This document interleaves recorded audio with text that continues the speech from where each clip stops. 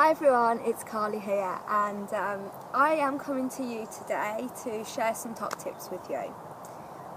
One of the questions that I'm often asked is, how do I avoid being pushy in a sales conversation?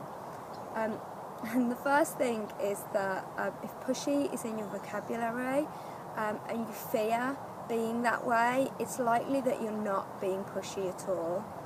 And often what it can mean is that you're backing away in a sales conversation, or that you're not even having them at all.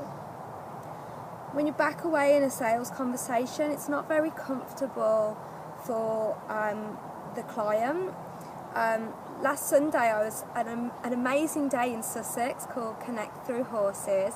I was teaching my VIPs all about the importance of working with animals and how they can teach us really about how we communicate is with our body and not just with our language, but the real big lesson with the animals is all about trust. One of the exercises that we did was that we had to be blindfolded. This was before we worked with the horses, and I worked with my colleague Alison Marlowe, and she blindfolded me and guided me. And what was really more comfortable for me in a situation where I needed to trust her was when she was actually quite firm when she led me, and I was really clear on when I needed to go. And when she wasn't and I couldn't see, it felt a little bit scary, although I knew I was in good hands with Alison. And this really relates to the sales conversation. When you're overly concerned with being pushy or coming forward or being in your power, you're making the call about you and not about the client.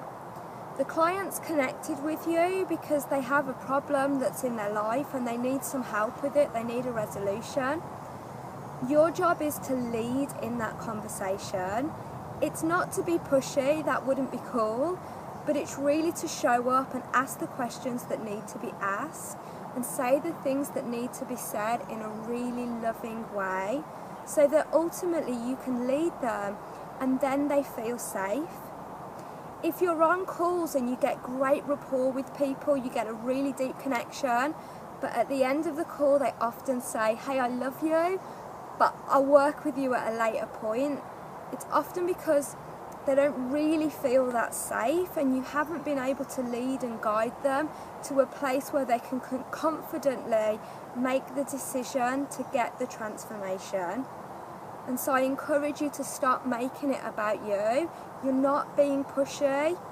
When you show up on a call, you find out what you need to find out and you make a gentle and loving recommendation to somebody. If you want to know more, then please connect with me. Look forward to it, and bye. Take care.